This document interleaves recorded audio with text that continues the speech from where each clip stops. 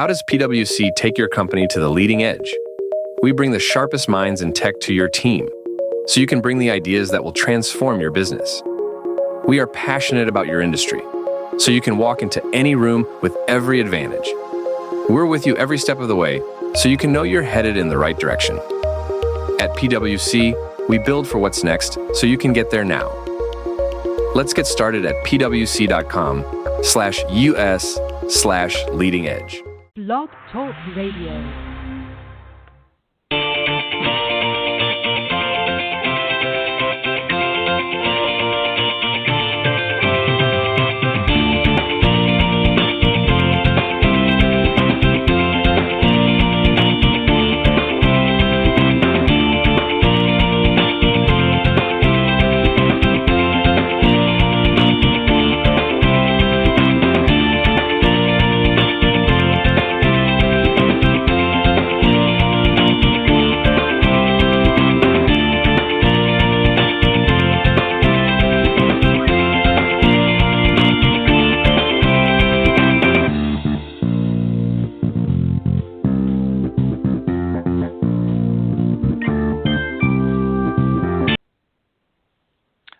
Good morning, everybody, and welcome to the Women of Golf Show. I'm Ted Odorico, and right alongside, of course, each and every week is none other than LPGA professional and Legends Tour player Cindy Miller, and we are the hosts of the Women of Golf Show. Good morning, Cindy.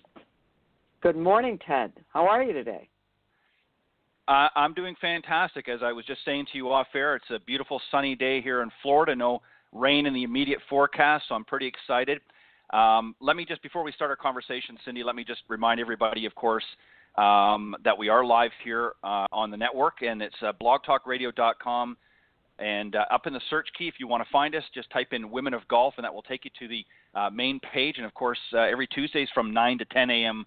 Eastern Time, unless we state otherwise, you will find us there. For some reason, if you can't join us live, you can still visit that page, blogtalkradio.com/Women of Golf, and just scroll down to the on-demand section, and you'll find all of the previously aired shows, including today's show will be there in the recorded version for you to listen to when it's convenient for you. But thank you for those of you tuning us in today live. Also, you can go to, if you prefer to listen to on a different platform, you can go to itunes.com or stitcher.com, and just under the podcast section, again, just type in Women of Golf, and that will take you there on either of those platforms. Maybe you want to listen through iTunes or Stitcher, so you're welcome to do so. We're on there as well. If you want to speak to either Cindy or I or any of the guests while we're live here on Tuesday mornings, you can do so by calling area code 347-945-5855. And if you're interested in maybe being a guest on the show, or maybe you have comments or questions about the program, you can reach out to Cindy Miller at cindy@cindymillergolf.com, or you can certainly reach out to me as well at ted.golftalklive@gmail.com. We've got a great show for you this morning. We're going to have a discussion got some questions here for about golf course facts. We're going to talk about two areas, playing the course and golf course care. Some very basic questions, but a lot of amateurs, believe it or not, may not know the answers to some of these. And then a little bit later on, we're going to be joined by our very special guest, Lauren DiCenso. She's a senior at Roger Williams University and a golf content writer for New England Golf Monthly. And she also assists the PGA professional instructor Mike Harbour at his golf range in Warren, Rhode Island. Plus, she has her own online business and blog called Women's Golf Content. So we're going to talk to her a little bit later in the second half. But Cindy, before we start, we were just sort of having a quick conversation before we had to go live here. Cindy, as she was mentioning, just got back from Orlando and was sort of giving us an update on what the area was like there post Hurricane Irma. So Cindy, just share some of the thoughts, some of the things that you saw and witnessed while you were down there. Well, when Irma went over Orlando, she was a Category 1. And it's funny, our daughter lives down there, and on one street it would be absolutely no damage, and on the next street, every tree that was next to the road was bent over and down. And there were 3 areas on the way to Orange County National Golf Club that there was standing water in the road, probably 6 to 8 inches deep. And that was for 3 days, and it did not rain at all while I was there for 3 days. So it's amazing, Orlando really didn't get hit that hard. They did lose power for a day, but I can't Yes. even imagine the worst hit areas. So God bless them. And now Maria's on the way. So it's like, Yeah. you got to be very, very prudent, I guess. Yeah, they may be looking at another. Yeah, with Hurricane Maria, of course, they're saying it's going to. I don't think it's there yet, but it's going to be gusting up to a Category 4, and it looks like it's following a very similar track to Hurricane Irma. So we'll pray that it takes a very dogleg right, very sharp dogleg right, and heads back out to the Atlantic, because we certainly don't need another one hitting anywhere here in the U.S., particularly in Florida. I know I've been watching some of the coverage of the Florida Keys as an example, and they're just starting to let people back in here the last day or two, and actually forewarning them that they're going to be quite shocked at what they see when they go down there. So a lot of disruption in people's lives, and certainly obviously those that made it through are very fortunate, but they've got to be expecting that there's going to be some damage. But anyways, our thoughts and prayers to everybody out there, and we'll be praying, as I said, that Hurricane Maria, I guess, will circle away from the States. All right, so Cindy, this particular topic we're going to talk about this morning is just some golf course facts, things that a lot of people don't know. And the first category we're going to talk about is actually playing the course. And here's some common questions that I've just sort of jotted down that a lot of people ask, and I just thought we would maybe help some of them out, especially our high handicappers that maybe don't play a lot of golf, or maybe haven't played very much yet, and they want to know what to do in certain situations. So the first one is a pretty standard question, but it's got probably a surprising answer, and that is, do golf courses have dress codes? What are your thoughts? And then I'll add mine in there. Most golf courses do have dress codes. I think they've loosened the grip on the collared shirt a little bit.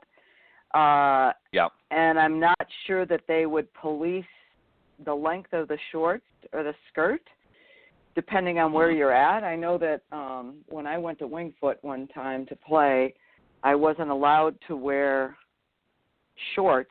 I had to go buy a skirt inside the pro shop.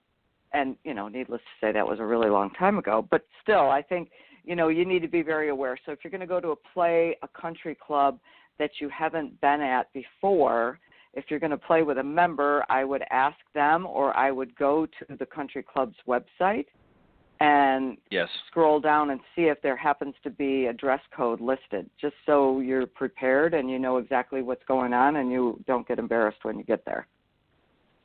Yeah, and it's always a good call to actually phone ahead of time when you're making it. Again, if you're going to be playing with a member of the club, then usually they'll have a good understanding of. Hopefully, they should have a good understanding of the rules if they're playing there.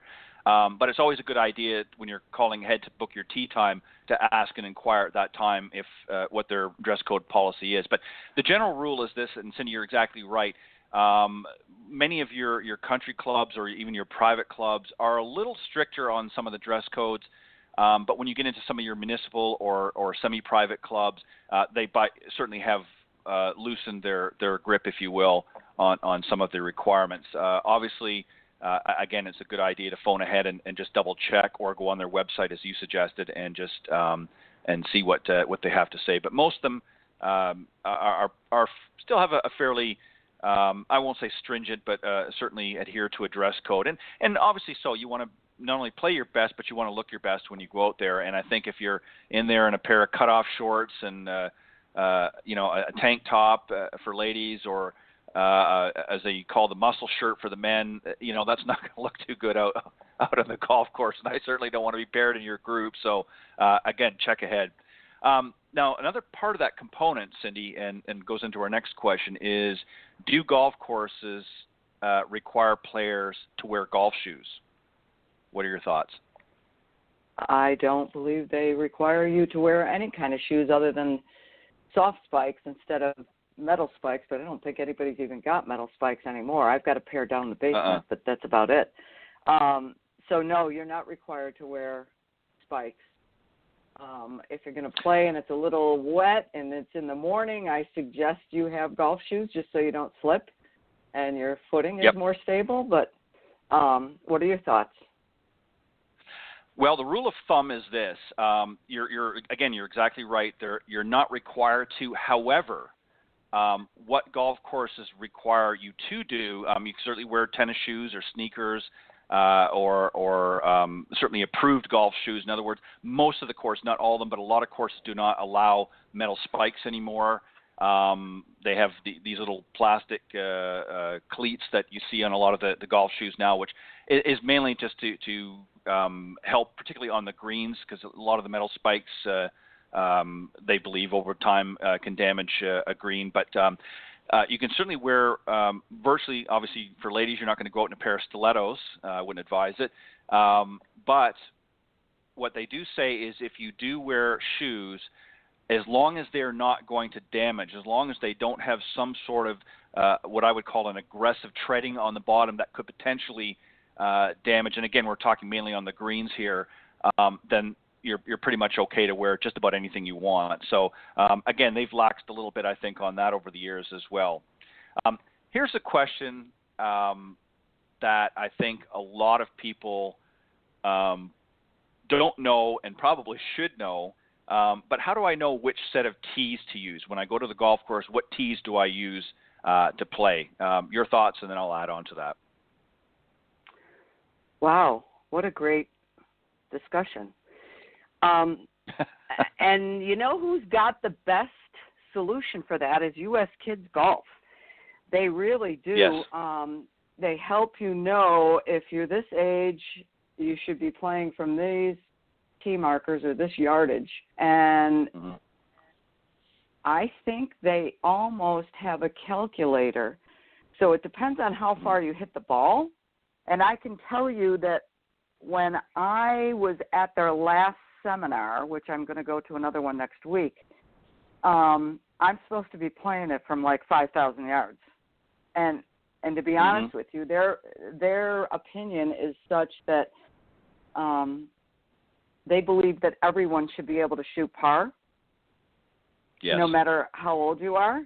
So it's not about how old you are, it's about how far you hit it, and you should play from the appropriate tee markers. And I can tell you that when you watch a PGA Tour event and you see players hitting par fours in one, and then you play, you know, I believe the Legends Tour and the LPGA play it way too far, and then the scores are bad, and then we look terrible. So I'm all for playing it shorter and let everybody shoot par or better. So that's my opinion. I feel like we beat each other up, and you know, some of these kids events, the PGA, Western New York PGA tournaments, no one can reach any green in two on a par four, unless you're, you know, Michelle Wee. So that's my exactly. thoughts. Yeah, my thought on this is use whatever set of tees make you look good, and that's essentially what you just said. You know, I see this all the time, as do you, Cindy, where we see our amateur players playing way too far back. If you can't get to a hole in 3 shots, and I don't care whether it's a par 4 or even a par 5, if you can't get there in 3 shots, you need to move up. Because really, even if you hit it 125 to 150 yards, if that's the best you can do, you can reach virtually every hole in 3 shots. Now, there are some exceptions, obviously, in some really long courses, but for the most part, you can get there. So if you're having difficulty even getting in 3 shots on any of the holes, obviously with the exception of the threes, the par 3s, then you need to move up a set or maybe even 2 sets of tees. And you're right, Cindy. I mean, I think it depends on your ability as a player. You know, if you can hit the ball relatively well, you know, then you can be a little bit more aggressive. But if you're struggling, as I said, just to get there in 3 shots, then you're obviously playing too far back, and you need to reevaluate a little strategy and say, I'm going to move up. I'm going to check the ego at the pro shop, and I'm going to get out there and move up a set or maybe even 2 sets, depending on where you're playing from. So I agree wholeheartedly with that. Now, here's a question that, Cindy, that I think a lot of people that don't play a lot, and maybe even some that do, probably don't know the answer to this, and that is, are yardages listed? In other words, when you pull up to a hole and you see the markers there and it tells you it's a par 3, 4, or 5, or what have you, are the yardages listed to the front, the center, or the back of the green? Typically Your in thoughts? the middle. Yes. Typically, the yardages are to the center of the green. And you know what's Mm-hmm. funny is that I don't know that people pay attention to the flags. Sometimes the color of the flags will Yes. determine where on the green the pin is. So a red flag typically means the front, and a white flag means the middle of the green, and a blue flag means the pin is in the back. And Yep. to learn how to score better, if there is a blue flag and you're at the 150 marker, you can typically add another 10 yards to Mm-hmm. your yardage to be able to get the ball back to the pin. And I don't believe that most people are aware of that, and I think it would help them get it closer to the hole and score better. Yep, you're exactly right. It is to the center of the green typically. In fact, I don't know of any courses that don't measure in that medium, but you're exactly right. I don't know how many times I've played with somebody, whether it be a playing lesson or just, some folks that I've happened to be paired with, and they'll get to that scenario where they'll see, well, I've got 135 yards to the hole, and the pin's cut in the back, and every time they end up short, and they don't understand why. Well, I thought I only had 135 yards. Well, you didn't factor in the fact that the pin is cut on the back of the green. So as you said, it might be as much as an extra 10 yards. So, they don't understand why they're not getting back there. Or conversely, if they're not really paying attention and the pin's cut in the front, they fly over the green because they're aiming based on the yardage, and they're not factoring in that the pin might be, 5 to 10 yards closer than what it really is showing on the yardage marker. So, these are things, and this comes into course strategy, and this is something that we can help you with during a playing lesson, and that's why it's important to get out on the golf course. It's great to hit on the tee box and on the practice tee, but it's even more important to get out there, and actually play on the golf course in some simulations with your instructor.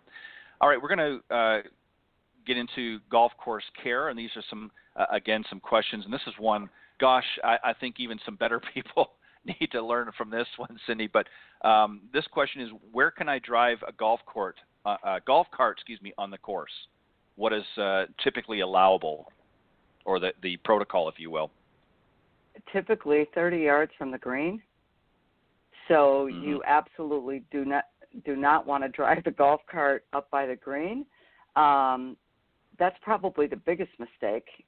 And be aware that sometimes the rules state that it's a 90-degree rule. So if it's been raining a lot, they might say 90-degree rule or cart path only. And 90-degree rule means that you can drive up the fairway and make a 90-degree turn to go to your ball, and then you make a 90-degree turn and go back to the cart path and drive all the way down the cart path to get to the hole. Yes. And you're exactly right. Now, there are some exceptions on some golf courses. It may fall within less than 30, not typically, but if the golf court, some places will have the golf cart will sort of sweep in behind the green and actually can get quite close. So that's certainly allowable if the cart path is there. But you're exactly right.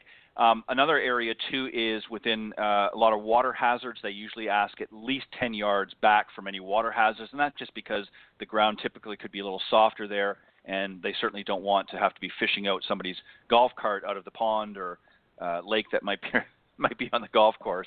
But also the 90-degree rule, and also any standing water. If it's rained recently and there's some standing water, they want you to stay back and not be running through that. Cindy, one of the things that I guess a pet peeve I have is there's nothing worse than standing on a tee and you've got the group in front of you that are all out in their golf carts, and it's like synchronized swimming out in the fairway where they've been looping back and forth, and it's literally like a pirouette going out there. and you're looking. You know what I'm talking about. You're looking out there, and they're all over the fairway, especially in the morning when the dew's still fresh, so you see all the tracks and so forth, and they're just one side to the other, and they're just back and forth, back and forth. That's not the way to go, guys. I typically, what I do, if there is no specific rule in play, if the cart path runs out, is I will stay to one side or the other of the fairway and over as much as possible to prevent minimal damage. And then I use the 90-degree rule pretty much all the time, just so that I'm not leaving a lot of tracks or marks. And that's usually what I try to do, and I try to advise some of my my players in that. Here's a question too, another one that has kind of an interesting answer, and this talks about these next two questions actually talks about bunkers. First one is, should rakes be left inside or outside of the bunker? What are your thoughts? You know, I believe they should be left inside, but I can tell you that most courses will have a local rule on what they prefer. Mm-hmm. So yes. I would definitely be aware and ask in the pro shop, where do you want the rakes to be left? So that's what I would do. Yeah. Believe it or not, you're exactly right. There is no steadfast rule either way. The USGA does not have any specific rule one way or the other. So again, it as you said, it falls down to what the local ruling is for that particular course. And part of the reason is that there's a little bit of controversy that follows it, because one of the issues about leaving it outside is if an errant ball or a ball comes towards the bunker, the rake could interfere and prevent the ball from going into the bunker.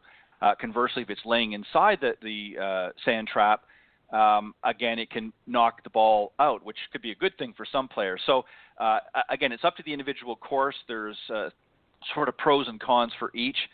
The one thing that they do not allow is for you to go into the bunker with the rake and test the sand, especially in tournament play. That's illegal. That'll cost you some strokes.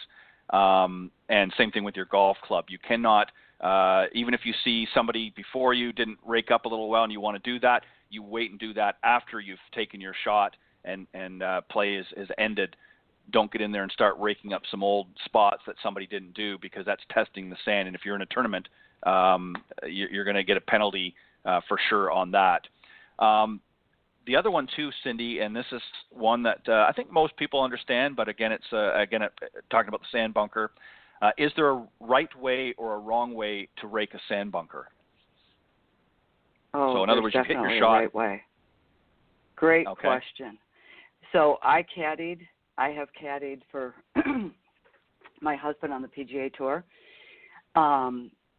And my son, lots of different. I've caddied in major championships. Let's put it that way. And when you are a caddy, mm-hmm. there is raking school, and you absolutely must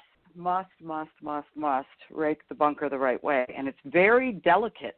You don't want big, huge grooves in the sand, because the next player behind you that gets in the bunker is going to shoot you. And don't think they don't watch who's in front of them.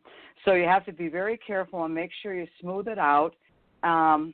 It's really a delicate process. And you know what's funny? I was playing in the Jim Kelly Pro-Am, the football player, in this spring, and I happened to know the green superintendent, and our team, one of the guys hit it in the bunker, and we were playing a scramble, so I went in the bunker and got his ball out, and I raked the bunker. And Todd was sitting there watching me. He goes, "Wow, you really know how to rake a bunker." I'm like, "I've been a PGA Tour caddy." And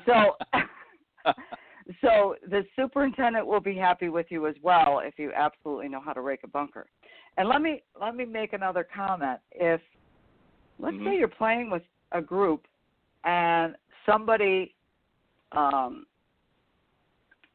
hits it in the bunker and they scull it over the green, and then they have to rake the bunker and they're still away, it is okay for you to offer to rake the bunker for them. So I suggest you be a nice person and say, "You know what, let me do that for you." Because you'll see caddies on the tour when their player's not in the bunker and the person in the bunker might hit a really bad shot and they're still away. Now they have to rush. So just to help the group keep pace, go rake the bunker for them.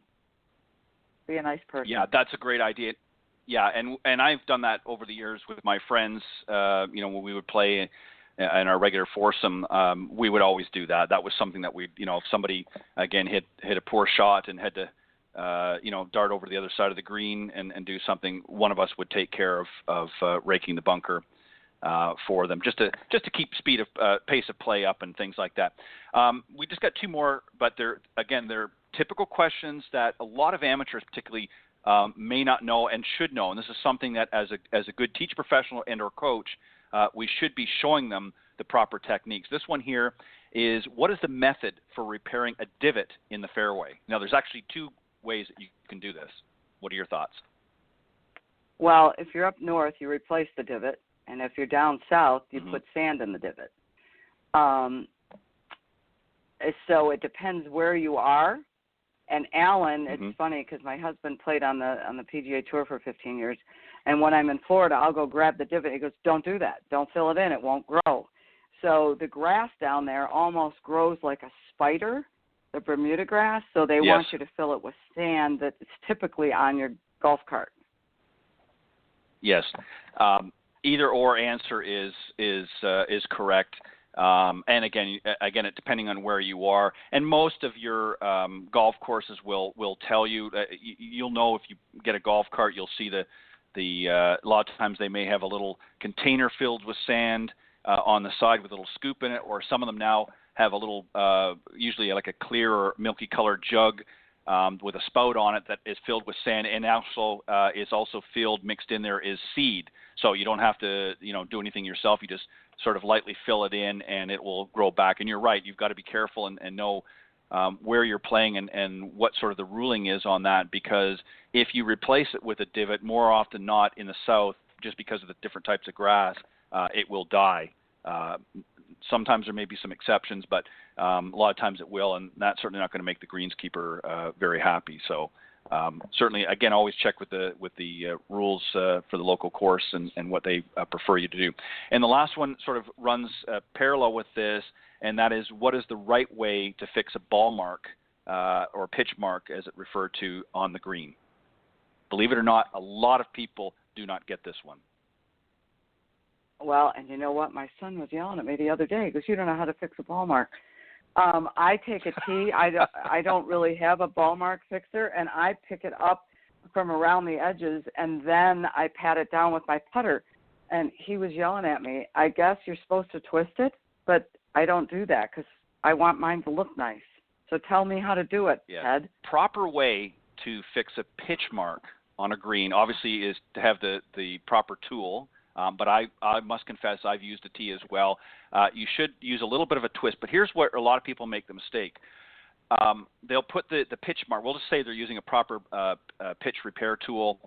They'll put the two prongs in around the mark, and what they will do is they will sort of tilt it back and lift underneath the pitch mark and do that all the way around. That is the incorrect way. The reason why, and I'll tell you why in a second.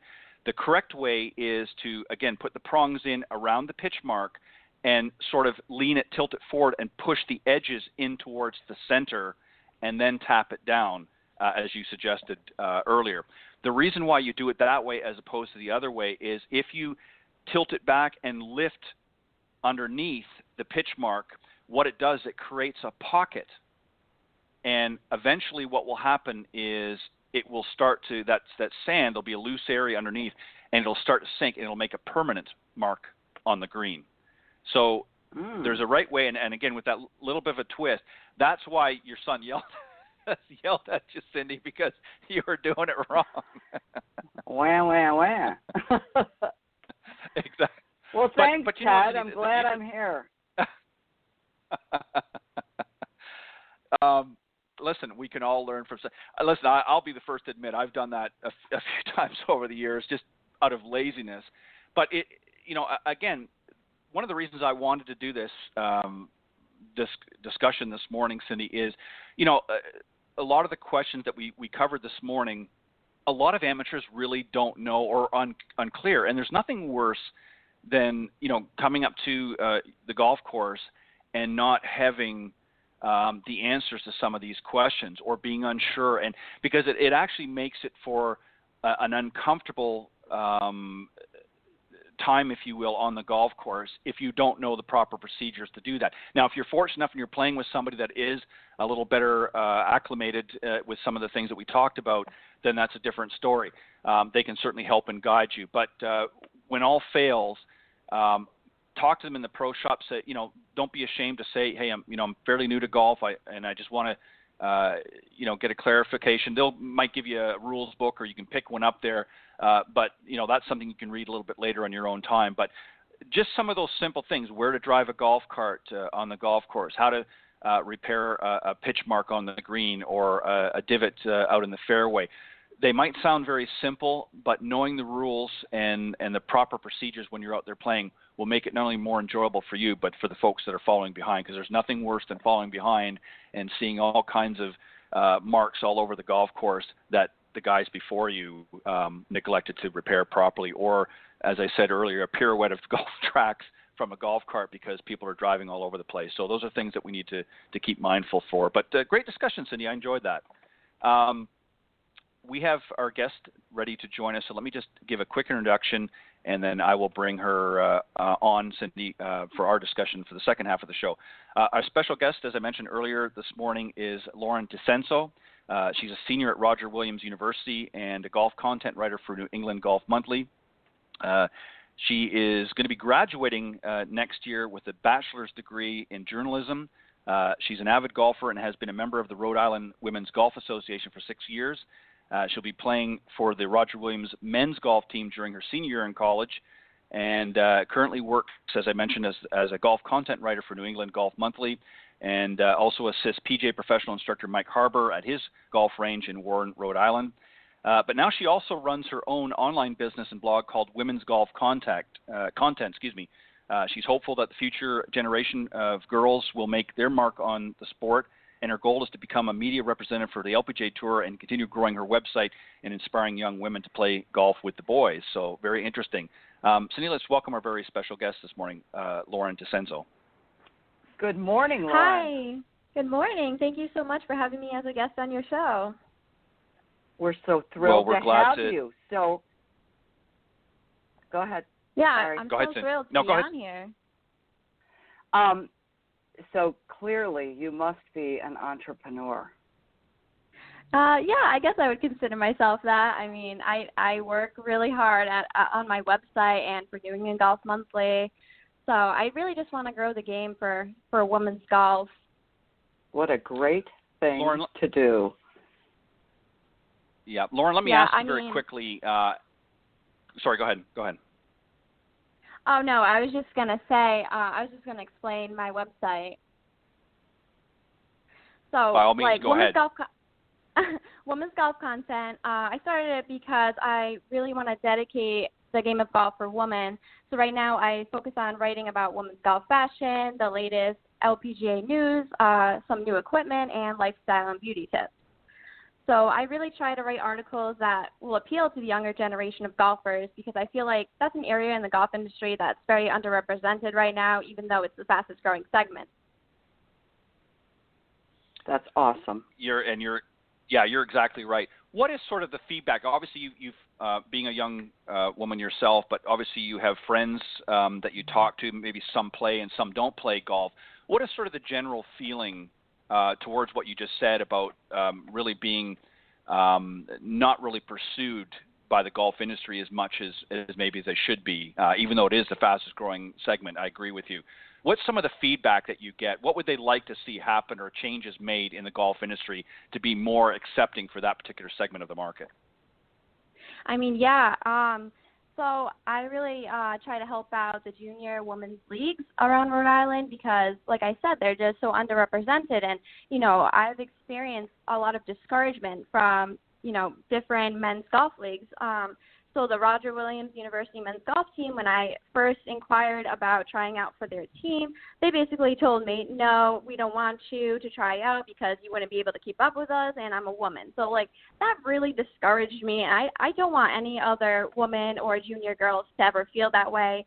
So that's why I started this website, because I want it to be a forum where, they can gather and, have a community to talk about, different lifestyle tips and, golf tips on how they can improve their golf game. What do you think is a misconception that a lot of players in your category have about golf in general? What's sort of the misconceptions that when you talk to some of your friends that don't play golf and they say, hey, I play golf, what's generally the response to you? They say, well, I don't get it. I don't understand how you play, or what's so appealing about golf. How do you respond to them? Well, I basically tell them that it's a great game to get into because it's underrepresented and, it's fun. It's fun to play, as a team. I've met some of my best friends playing on the Rhode Island Women's Golf Association, and I always talk to my friends about, trying to go to the golf range, just try it out. I'll help you out. And actually some of my friends have taken up the sport. My friend Jenna, she was never into it, and then she keeps visiting me at the golf range, and I show her some, and now she's in love with it. So I guess the more I talk about it, the more I encourage it, the better the response. Let me ask you a question. So, do you what is your season with the men's golf team? When will you be playing? I'll be playing in the spring. Okay, and how many events do you have? I think we have about 10. Not really sure yet, but I know we play on a few golf courses in Rhode Island that I haven't been able to play at yet, so I'm really excited to try this out. And, I talked to the golf coach of the team, and he's actually really excited, and he was so appalled that one of the guys on the men's golf team denied me because he's like, if you're a good golfer, you have so much experience, why would they ever say that to you? So he's definitely put you in the squad? Yeah, he did. So I'm very excited to be on the team and show them what I got. That's great. Now, will you be able to compete in tournaments? Yes, I will. That's awesome. Is he going to have qualifiers? Yes, and so he basically told me as long as I shoot 85 or below that I'll definitely be able to play in the tournaments. And, I shoot in the lower 80s, so I was very confident about saying I can definitely compete and probably help win some tournaments. That's great. That's awesome. You know what you should do? Perfect. As soon as you graduate? You should join the LPGA. I know. That's such a dream of mine. Ever since, I started golfing around 10 years old, and I kept with it. I joined that league, and, I continued throughout it in college, kept trying to push it. I fought against them with Title IX and all that stuff. So I've been working really, really hard to, get my game in the 70s right now. So hopefully I can, maybe get on the LPGA or at least work with them to encourage young women to take up the game. Well, I think it would be great to join the tournament or the teaching and club professional division. It would be awesome. That really would be, yes. Super. Lauren, let me ask you a question. Obviously, I know you're studying journalism. In fact, when you graduate, you're going to have a bachelor's degree in journalism. And you talk about also maybe getting involved in other ways with the LPGA Tour, maybe as an announcer or obviously a journalist in that field. What would you like to do? Obviously, I think you have some interviews actually coming up with some interesting young ladies from the LPGA. Why don't you tell us a little bit about that? Yeah, so I'm really interested in becoming a tour guide. So I would, follow around the LPGA, and I would basically, write about it, or even I would really love to be on TV for them and really, support them that way as well, because I've had extensive experience with broadcast news. So whichever way is I go into, it's fine with me, but I really want to represent the LPGA because I've been in the men's golf industry right now, and I've noticed that New England Golf Monthly doesn't address the LPGA or women's golf except if I write the articles for them. So that's another reason why I started my website, because they don't address it, and that really bothered me, and I wanted to pursue that. Now, you actually interviewed, and it mentions that you posted this. I was just reading through some of the notes here. You actually did an interview with two LPGA professionals, Morgan Presley and Lexi Thompson. Is that correct? Yeah, that's correct. I went to the CVS Caremark Classic as a media personnel, and I was next to Fox News and ABC6 and all the the big TV stations, and I felt like an amateur. But no, like Lexi Thompson and Morgan Pressel were more than happy to be interviewed by me, and they're so sweet and caring, and they were signing golf balls for all these young girls, and I just think that's great. That is awesome. What was some of the things that you talked? What things did they share with you that really impressed you? What were some of the? I mean, I know you don't want to give it all away because you want people to go and read the article for themselves. But what were some of the things? What were some of the takeaways that you had from the interview? Well, I asked her a few questions about how to grow the game for junior women, and she said that you just have to talk about it. Have more leagues. Women's golf leagues, because there's really not that many, and the Rhode Island Women's Golf Association was recently changed into including both men and women, which is fine, but I really think that there should just be a girls league and really focus on growing their game. So that's basically what she said in a nutshell, and I think that's great that she really encourages that and she supports that. Yeah, I agree as well. Cindy, go ahead. So you haven't looked at the schedule for the spring yet, or do you know where the tournaments will be? I know a tournament will be at Swansea Country Club, which is right around the corner from Warren. I'm not sure the rest of them, but I'm really excited to play there because I haven't played there myself yet. I played all over, though. I played at the Rhode Island Country Club, Agawam Country Club. I really got a great experience with the Rhode Island Women's Golf Association, and I only had to pay about $40 per season, and I think that's awesome that, they don't charge too much to play at all of these awesome courses. That's great. Wow. How many guys are on the team? Do you know? Oh, they're all guys. I'm pretty sure it's about 15 to 20. And I'm going to be the first woman to be on the team because I fought against it with Title IX. So I'm really, really excited to be representing women. And maybe, this will inspire girls at my school to, join the team as well, seeing that, there's a woman on the team. So why not? Absolutely. That's awesome. Yeah. So tell us some of the other things that you want to do with you started, as you mentioned, this new online business and website, Women's Golf Content. Tell us about some of the future plans that you have with it as well. Well, I am planning to add a few more categories in the near future, including golf travel, golf rules, and then women of golf stars and opinionated pieces. And right now I'm looking for a few women writers that can help me take on that task, and I think that would be amazing. And also I'm trying to make and sell my own set of golf gloves that would appeal to these young women, with cute designs and all that stuff. I've already talked to a few designers from New York, so I'm planning what types of designs I would want to include.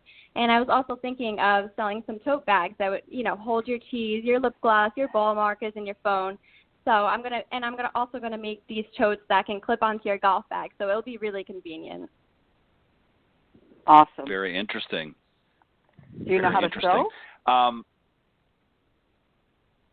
I personally don't, but these designers do. So we would talk about the designs, and then they would go ahead and make it for me. And I know some connections in New York, and because they went to my high school, and there was a lot of designers in my high school, so that's a great connection to still have. Absolutely. For sure. Great idea. Yeah. Now, you said that you started playing golf at about 10 years old. How did you get into golf? Was a family member, mother, father? How did you get into golf at such an early age? What was the method that you got introduced to the game? Right. So my father has always been, really into golf, and he tried to get my brother and I into golf as well. So I would always go to the range with him. He really taught me my swing. My brother never really got into it, so he really focused on improving my golf game. And then I also joined around, I think, 11 years old. I joined Buttonholes League, and I took some lessons from them. So that's where I started. And then in about 8th or 9th grade, I joined the Rhode Island Women's Golf Association, and they really helped my game so much. Like, there was so many lessons and so many things that I've learned, including golf etiquette. And, we had to actually carry our golf bags across 18 holes, even if it was a 90-degree day, just to learn, what it takes to be a golfer, not all the fancy stuff like golf carts.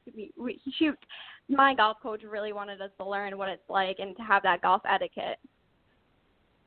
That's awesome. Well, so how do agree. our listeners find your blog? I'm sorry, what'd you say? How do our listeners find your blog?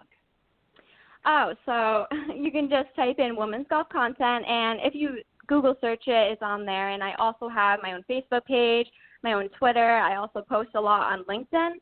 So, it's all over the place. If people want to follow that, I always post all of my articles on Facebook and Twitter and all that stuff. So if they're looking for good articles, that's where it'll be. Let me ask you a question, just for let the listeners know. One of the ways that Lauren and I sort of got together on this was through a mutual connection who has also been a guest on my other show, Golf Talk Live, Brett Cohen. Lauren, who I'm talking about, is a golf certified golf fitness instructor up in the New York area. Do you have plans with your website to include a fitness component in it as well?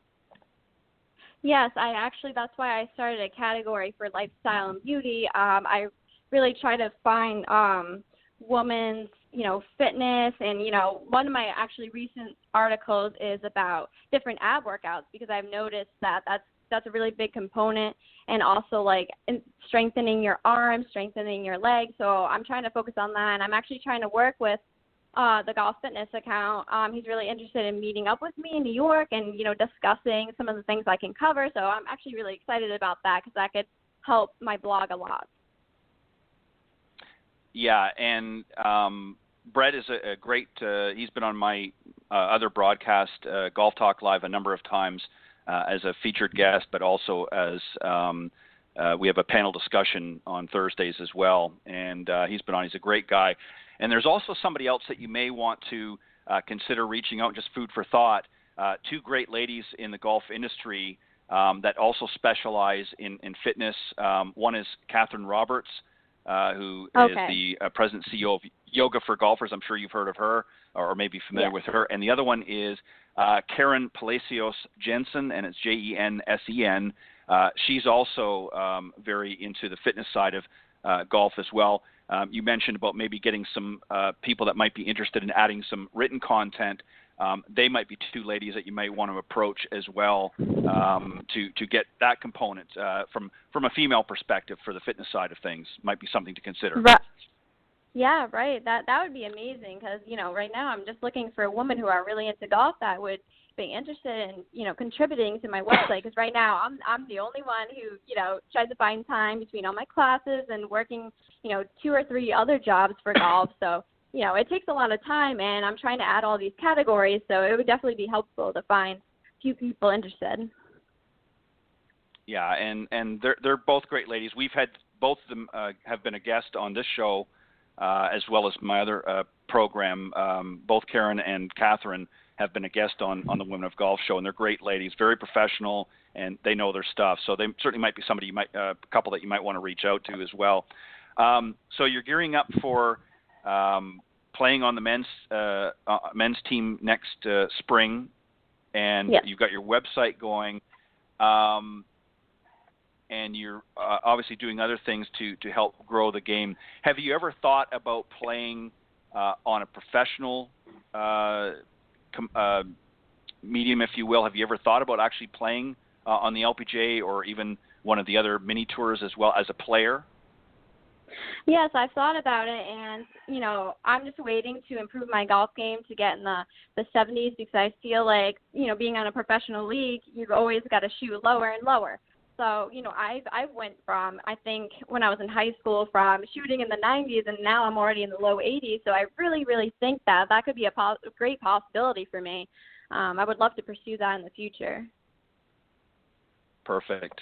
Well, Lauren, thank you for joining us this morning and sharing some of your thoughts with us and that. And good luck also not only in the spring when you join the men's team, but also with your new online business, Women's Golf Content. So is it womensgolfcontent.com is the website? Yes. Yep. Okay. All right.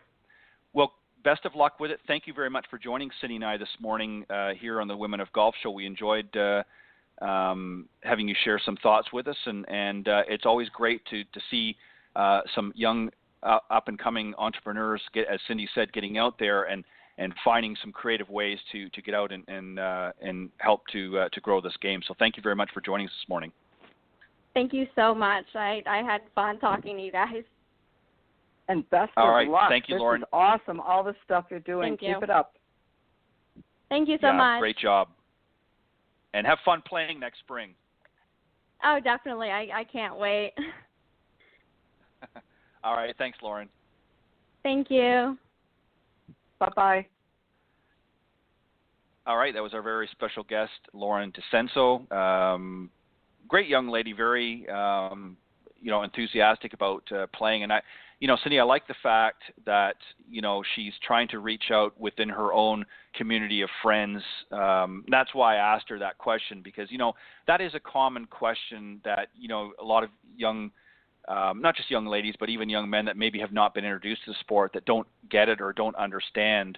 So it's great that she's reaching out to her own community of friends to try and get them and encourage them to at least be introduced to the game, and whether they grapple onto it or not is up to them. But it's a great way to at least plant that seed.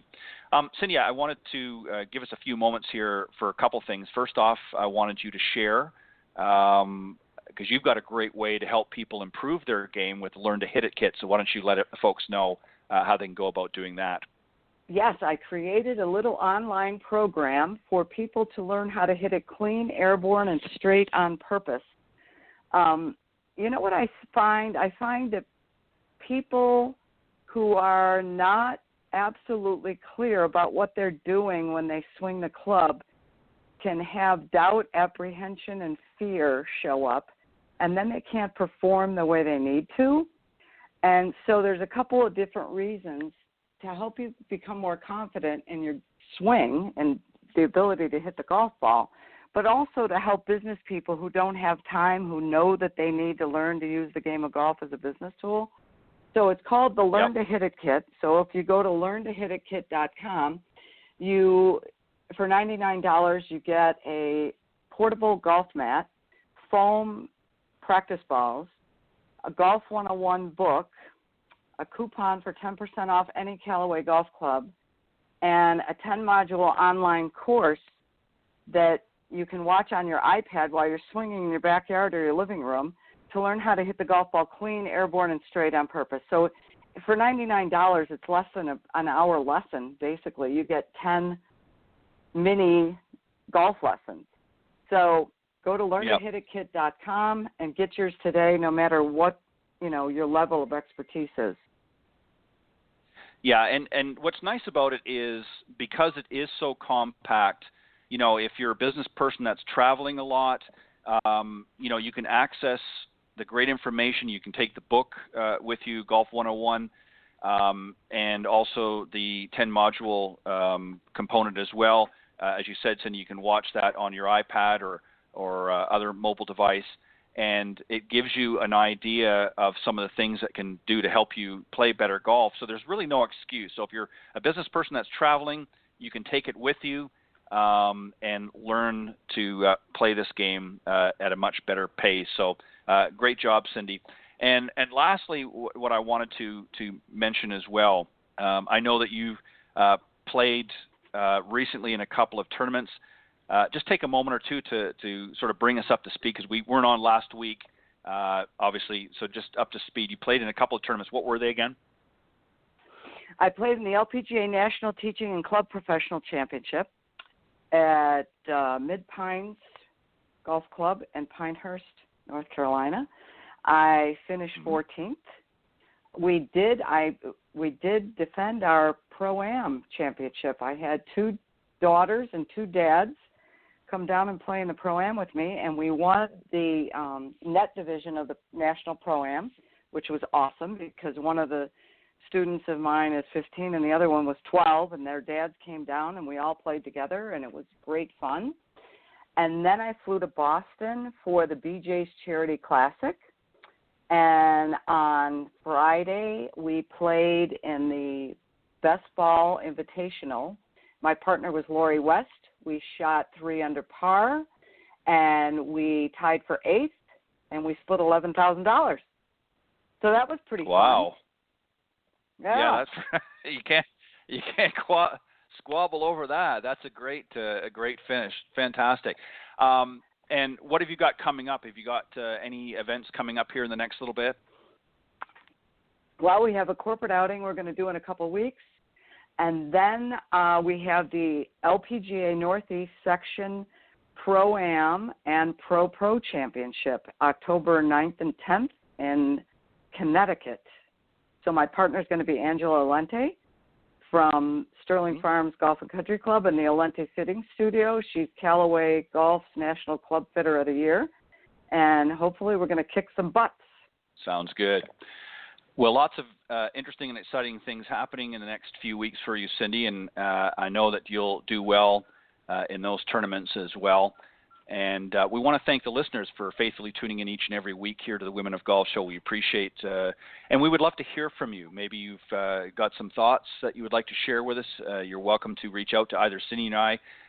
Cindy's email is cindy@cindymillergolf.com, or mine is ted.golftalklive@gmail.com. Or maybe you're somebody in the golf profession that would like to, don't necessarily have to be a teacher or a golf coach. Maybe you're an entrepreneur like our earlier guest that wants to share something about how you're planning to grow the game and you'd like to be a guest on the show.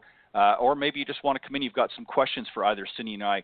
We would love to hear from you. You're welcome to call us at the number during the live broadcast Tuesdays from 9 to 10 a.m. Eastern, and the number to call is 347-945-5855. And on that note, Cindy, we've got to end the broadcast this week, but we'll be back next week here on the Women of Golf Show with some more interesting topics to discuss and another great guest, so we hope you'll join us. So on behalf of Cindy Miller and I'm Ted Odorico. Thank you for joining us this morning on the Women of Golf. God bless everybody, and just keep out there working on your game. You're going to get better each and every time you do. Thanks, Cindy. Thanks, Ted. Have a great week. Bye-bye. You too. Bye-bye.